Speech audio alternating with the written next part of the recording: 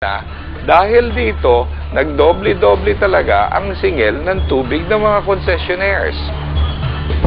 Umutang ka ng pera sa bangko para magtayo ng negosyo.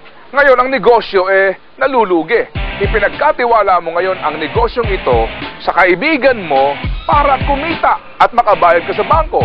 Pero sa halip na ito ay kumita, ipinaubaya naman ito ng kaibigan mo sa isa pang tao na ginagamit naman ang negosyo mo ng libre. So ngayon, hindi ka makabayad sa bangko. Ang labo, no? At ganyan nga po ang nangyari sa Putatan Water Treatment Facility. Dati raw itong irrigation facility ng National Irrigation Administration o NIA. Dati-rati, kaya raw itong serbisyuhan ang mahigit sa 13,000 hectares na lupain sa probinsya ng Cavite para magpatubig sa kanilang mga bukid. Meron tayo kasing mga existing dams sa may upstream nitong area na ito, subalit hindi kayang i-accommodate itong ating inflow doon sa major dams natin sa may bandang itaas. Kanya tayo ay gumawa ng Putatan power plant. 21 taon nang nakatayo ang Putatan Irrigation Facility.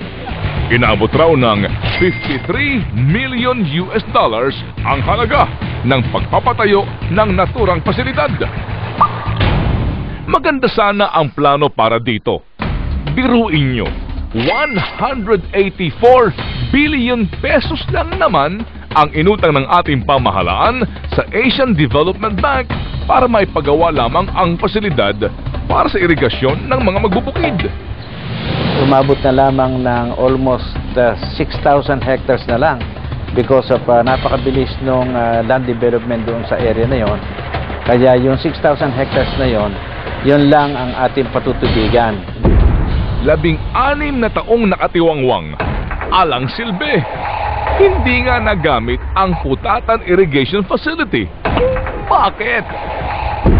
Napakalaki ng operational cost nung pump. Umaabot ng 16,500 per day para dun sa 6,000 hectares na pinatutubigan natin during the time. At buti na lamang dahil MWSS to the rescue. 2008 nang pumasok at ginamit ng MWSS ang Putatan Water Treatment Facility para magbigay ng tubig sa Muntinlupa. Pinahiram nga natin ito sa MWSS dahil kasi non-functional na sayang nga facilities natin, nagde-deteriorate, nasisira at saka maraming mga gumagamit. Pero ayon naman sa Water for All Refund Movement, biglang pumasok ang isang pribadong kumpanya na ginamit at pinagkakitaan ang naturang pasilidad. Itong pasilidad na ito ay binabayaran kasalukuyan ng national government. Ito po ay inutang ng bansa para sa NIA at transfer sa MWSS. Ang MWSS naman, transfer sa isang pribadong kumpanya na Maynilad. Na yung Maynilad, ginagamit yung pasilidad na ang nagbabayad ay ang pambansang gobyerno, pero ang gumagamit ay pribadong kumpanya. Buong bansa, nagbabayad ng utang na ito, nasa 8 bilyon pa ang utang na ito, binabawas ito sa ating Debt Appropriation Fund, automatic. So ito'y, paano nangyari ito? Hindi napunta sa irigasyon? Hindi po napunta sa irigasyon. Wala naman ho talagang pag-aari ang Maynilad na asset. Lahat ho ng asset natin, pag-aari ng gobyerno via MWSS. Kami lang ho nagpapatakbo niya, naglalagay, nagme-maintain. Pero sa katapusan ng concession sa 2037, pabalik din yan sa gobyerno. At kami naman, yung lupang yan, yun ang pinagamit sa amin ng MWSS para itayo yung treatment plant. Ginamit ng Maynilad ang Putatan Water Treatment Facility para magbigay ng tubig sa Cavite, Laguna, Muntinlupa, Parañaque at Las Piñas. Wala man rent o binabayad ang Maynilad sa MWSS, pero siyempre merong income yung Maynilad tungkol dun sa services na ginagawa nila. Simple po ang kwento sa kontrobersya sa likod ng NIA Putatan Irrigation Project. ikaw at ako ay mag-aambag-ambagan para bayaran ang 8 bilyong pisong utang ng NIA na kung saan po naman ang proyekto ngayon ay ginagamit ng Maynilad Water ng libre.